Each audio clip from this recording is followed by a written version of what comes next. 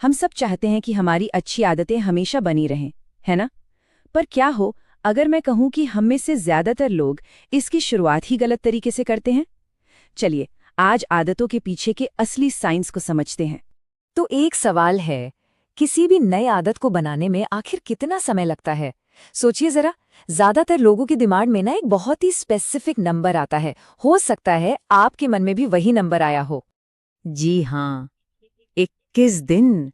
ये जवाब इतना कॉमन है कि सालों से मतलब दशकों से यही बात चली आ रही है। पर असलियत में ये सेल्फ इम्प्रूवमेंट की दुनिया का सबसे बड़ा मिथ है।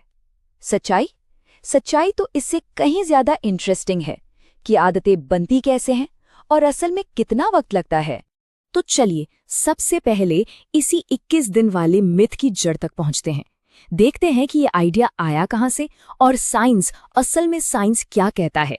तो कहानी शुरू होती है 1960 में डॉक्टर मैक्सवेल मार्ल्स और उनकी किताब साइको साइबरनेटिक्स से।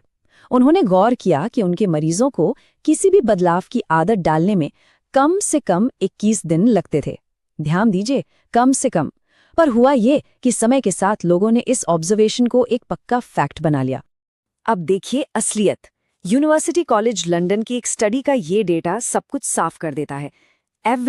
औसत समय है 66 डेज, 21 से 3 गुना ज्यादा। और रेंज देखिए, ये तो और भी कमाल है। किसी को 18 दिन लगे तो किसी को 254 दिन तक। मतलब कोई एक मैजिक नंबर है ही नहीं। तो अगर कोई एक जादुई नंबर नहीं है तो फिर आदतें बनती कैसे हैं? चलिए इसके पीछे के मैकेनिज्म को समझते हैं। इसका जवाब है द हैबिट लूप में। ये एक न्यूरोलॉजिकल पैटर्न है। चार्ल्स डुहिग ने इसे अपनी रिसर्च से पॉपुलर किया। होता क्या है कि हमारा दिमाग वो आलसी है, वो एनर्जी बचाने के लिए हमारे रोज के कामों के लिए शॉर्टकट्स बना लेता है ताकि सोचना न पड़े। और ये लूप ना बहुत ही सिंपल और पावरफुल है। इसके 3 हिस्से हैं। पहला क्यू, यानी कोई इशारा या ट्रिगर जो दिमाग को बोलता है चलो ऑटोमेटिक मोड ऑन करो। दूसरा रूटीन, यानी वो काम जो हम करते हैं। और तीसरा रिवॉर्ड, यानी वो इनाम जो दिमाग को बताता है कि अरे वाह ये तो बढ़िया था, इसे याद रखो। अच्छा, इसी हैबिट लूप को बेस बनाकर मशहूर लेखक जेम्स क्लियर ने अच्छी आदतें बनाने के लिए 4 बहुत ही जबरदस्त नियम बताए। ये हैं वो 4 नियम। पहला, मेक इट ऑब्वियस, मतलब उसे बिल्कुल सामने रखो। दूसरा, मेक इट अट्रैक्टिव, मतलब उसे दिलचस्प बनाओ। तीसरा, मेक इट ईजी, यानी एकदम आसान कर दो। और चौथा, मेक इट सैटिस्फाइंग, जिससे उसे करके अच्छा महसूस हो।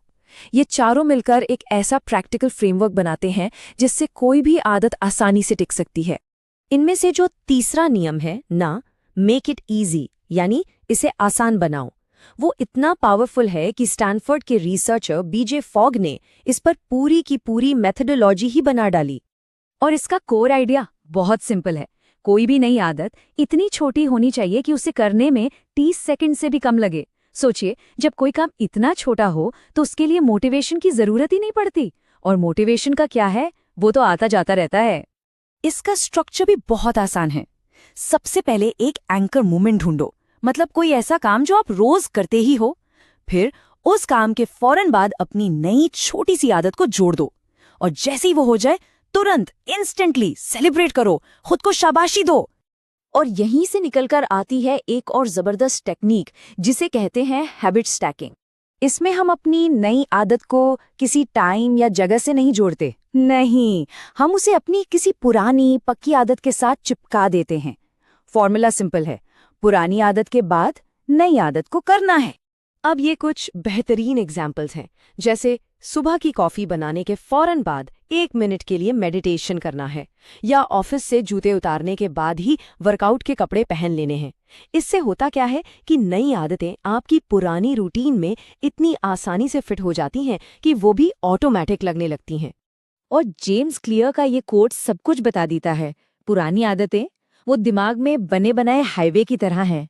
तो नई आदत के लिए नया रास्ता क्यों बनाना, बस उसे इसी बने बनाए हाईवे से जोड़ दो, काम आसान हो जाएगा। अब बात करते हैं शायद सबसे पावरफुल नियम की। पहला नियम, मेक इट ऑब्वियस, यानी अपने माहौल, अपने एनवायरनमेंट को ही बदल दो। अच्छा, हमारे चॉइसेस, हमारे फैसले सबसे ज्यादा किस चीज से प्रभावित होते हैं? इसका जवाब एक बहुत ही फैसिनेटिंग स्टडी में छिपा है, जो ऑर्गन डोनेशन पर की गई थी। हुआ ये कि रिसर्चर्स ने देखा कि यूरोप के कुछ देशों में ऑर्गन डोनेशन रेट्स बहुत ज्यादा थे और कुछ में बहुत ही कम। जब उन्होंने वजह ढूंढी तो पता चला कि सारा खेल बस एक फॉर्म के डिजाइन का था। कुछ देशों में फॉर्म पर लिखा था, अगर आप ऑर्गन डोनर बनना चाहते हैं तो यहाँ टिक करें, यानी ऑप्ट इन। और बाकी देशों में लिखा था, अगर आप ऑर्गन डोनर नहीं बनना चाहते तो यहाँ टिक करें, यानी ऑप्ट आउट। और नतीजा हैरान करने वाला था। जिन देशों में ऑप्ट इन था, जैसे डेनमार्क, वहां रेट सिर्फ 4% था, और जहां ऑप्ट आउट था, जैसे स्वीडन, वहां रेट 86% था। मतलब जमीन आसमान का फर्क। इससे एक बात साफ होती है, हमारे एनवायरनमेंट में जो डिफॉल्ट ऑप्शन होता है, हम ज्यादातर उसी के साथ जाते हैं। तो हम इसी प्रिंसिपल का इस्तेमाल अपनी जिंदगी में कर सकते हैं, है ना? अपने एनवायरनमेंट को डिजाइन करके।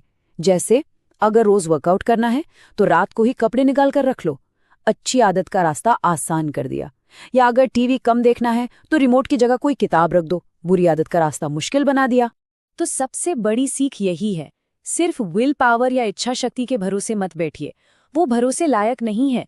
इसके बजाय अपने एनवायरनमेंट को, अपने माहौल को ऐसा बनाइए कि सही काम करना ही डिफॉल्ट ऑप्शन बन जाए।